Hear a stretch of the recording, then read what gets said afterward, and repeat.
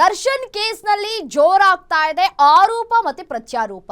10 ವರ್ಷಗಳ ನಂತರ ನ್ಯಾಯಾಂಗ ಇಲಾಖೆ ಅಧಿಕಾರಿಗಳು ಭೇಟಿಯನ್ನ ಕೊಡ್ತಾ ಇದ್ದಾರೆ ಪರಪ್ಪನ ಅಗ್ರಹಾರ ಜೈಲಿಗೆ.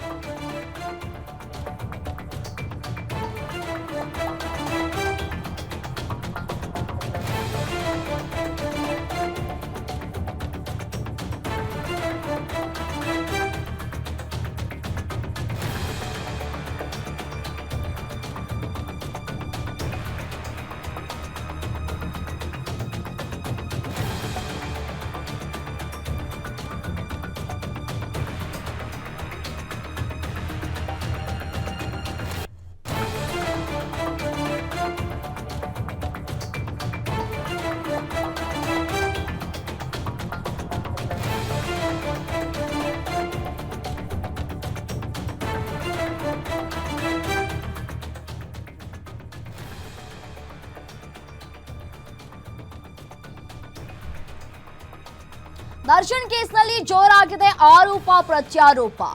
ನೋಡಿ, 10 ವರ್ಷದ ನಂತರ ನ್ಯಾಯಾಂಗ ಇಲಾಖೆ ಅಧಿಕಾರಿಗಳು ಭೇಟಿಯನ್ನ ಕೊಡ್ತಾ ಇದ್ದಾರೆ. ಸತ್ಯಾಸತ್ಯತೆಯನ್ನ ತಿಳಿಯೋದಕ್ಕೆ ಜೈಲಿಗೆ ದೌಡಾಯಿಸಲಿದೆ ಟೀಮ್. ಜಯಲಲಿತಾ ಕೇಸ್ನಲ್ಲಿ ಇದೇ ರೀತಿ ಆದೇಶವನ್ನ ನೀಡಿದಂತಹ ಕೋರ್ಟ್ ಶಶಿಕಲಾ ಇಳವರಸಿಗೆ ಐಷಾರಾಮಿ ವ್ಯವಸ್ಥೆ ಕಲ್ಪಿಸಿದಂತಹ ಆರೋಪ. ಈ ಆರೋಪದಲ್ಲಿ ಜೈಲಿಗೆ ಭೇಟಿಯನ್ನ ನೀಡೋದಕ್ಕೆ ಆದೇಶಿಸಿದಂತಹ ಕೋರ್ಟ್ ಈಗ ದರ್ಶನ್ ಕೇಸ್ನಲ್ಲೂ ಭೇಟಿ ನೀಡಿ ಪರಿಶೀಲಿಸುವುದಕ್ಕೆ ಆದೇಶವನ್ನ ಮಾಡಿದೆ.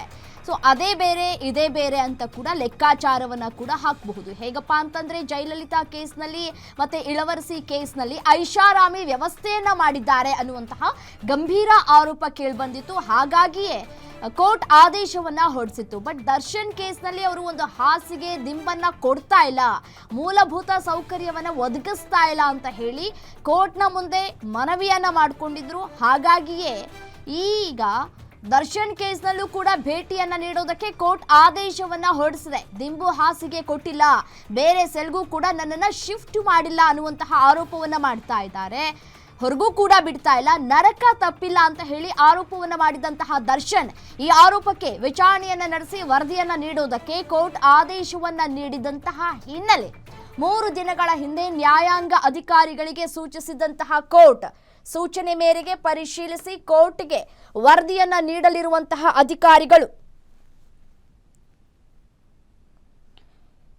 ಇದೇ ವಿಚಾರಕ್ಕೆ ಸಂಬಂಧಪಟ್ಟಂತೆ ಮತ್ತಷ್ಟು ಡೀಟೇಲ್ಸ್ ಕೊಡ್ತಾ ಹೋಗ್ತಾರೆ ಪ್ರಿನ್ಸಿಪಲ್ ಎಡಿಟರ್ ರವಿನಾರಾಯಣ್ ದೂರವಾಣಿ ಸಂಪರ್ಕದಲ್ಲಿದ್ದಾರೆ.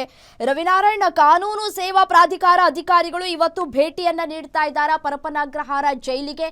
ದರ್ಶನ್ ಕೇಸ್ಗೆ ಸಂಬಂಧಪಟ್ಟಂತೆ ಭೇಟಿಯನ್ನ ಕೊಡೋದಾದ್ರೆ ಎಷ್ಟು ಗಂಟೆಗೆ ಭೇಟಿಯನ್ನ ಕೊಡ್ತಾ ಇದ್ದಾರೆ ಅಂತ ಹೇಳಿ ಡೀಟೇಲ್ಸ್ ಕೊಡ್ತಾ ಹೋಗೋದಾದ್ರೆ. ರಮ್ಯಾ, ನಿಜಕ್ಕೂ ಕೂಡ ಇದೊಂದು ನ್ಯಾಯಾಂಗ ವ್ಯವಸ್ಥೆಯಲ್ಲಿ ಒಂದು ಅಪರೂಪದ ಪ್ರಕರಣ ಅಂತ ಹೇಳ್ಬೋದು. ಯಾಕೆಂದ್ರೆ ಕಳೆದ 10 ವರ್ಷಗಳ ಹಿಂದೆ ಜಯಲಲಿತಾ ಅಕ್ರಮ ಆಸ್ತಿ ಗಳಿಕೆ ಪ್ರಕರಣದಲ್ಲಿ ಆಕೆಯ ಆಪ್ತೆ ಶಶಿಕಲಾ ಮತ್ತು ಇಳವರಸಿಗೆ ಐಷಾರಾಮಿ ವ್ಯವಸ್ಥೆಯನ್ನ ಕಲ್ಪಿಸಲಾಗಿತ್ತು ಅನ್ನುವಂಥ ಆರೋಪದಲ್ಲಿ ನ್ಯಾಯಾಂಗ ತನಿಖೆಗೆ ಆದೇಶ ಕೊಡಲಾಗಿತ್ತು. ಅದೇ ರೀತಿ ಇವಾಗ ದರ್ಶನ್ಗೂ ಕೂಡ ನನಗೆ ಸರಿಯಾದಂತ ವ್ಯವಸ್ಥೆಗಳನ್ನ ಕಲ್ಪಿಸ್ತಾ ಇಲ್ಲ, ದಿಂಬು ಹಾಸಿಗೆಗಳನ್ನ ಕೊಡ್ತಾ ಇಲ್ಲ, ನನ್ನನ್ನ ಸೆಲ್ ನಲ್ಲಿ ಇಟ್ಟಿದ್ದಾರೆ, ನನ್ನನ್ನ ನರಕದ ಅನುಭವ ಆಗ್ತಾ ಇದೆ ಅಂತ ಹೇಳಿ ಕೋರ್ಟ್ ಮುಂದೆ ಅದೇ ಒಂದು ಆರ್ಗ್ಯುಮೆಂಟ್ ಕೂಡ ನಡೆದಿತ್ತು, ವಾದ ಪ್ರತಿವಾದ ಕೂಡ ನಡೆದಿತ್ತು. ಈ ಒಂದು ವಿಚಾರಕ್ಕೆ ಸಂಬಂಧಪಟ್ಟ ಏನ್ ದರ್ಶನ್ ಆರೋಪ ಮಾಡಿದ್ರು, ಈ ಆರೋಪಗಳೆಲ್ಲ ಹೇಗಿದೆ, ಮತ್ತೆ ಪರಪ್ಪನ ಅಗ್ರಹಾರ ಜೈಲಿನಲ್ಲಿ ದರ್ಶನ್ಗೆ ಯಾವ ರೀತಿ ವ್ಯವಸ್ಥೆಗಳನ್ನ ನೀಡಲಾಗಿದೆ, ಮತ್ತೆ ಅವ್ರನ್ನ ಯಾವ ಸೆಲ್ಲಲ್ಲಿ ಇಟ್ಟಿದ್ದಾರೆ, ಏನೇನು ವ್ಯವಸ್ಥೆಗಳನ್ನ ಕಲ್ಪಿಸ್ಕೊಟ್ಟಿದ್ದಾರೆ, ಮತ್ತೆ ಅವರಿಗೆ ಜೈಲ್ ಮ್ಯಾನ್ಯುವಲ್ ಪ್ರಕಾರ ವ್ಯವಸ್ಥೆಗಳನ್ನ ಕಲ್ಪಿಸೋದಕ್ಕೆ ಕೋರ್ಟ್ ಆದೇಶವನ್ನ ಕೊಟ್ಟಿತ್ತು.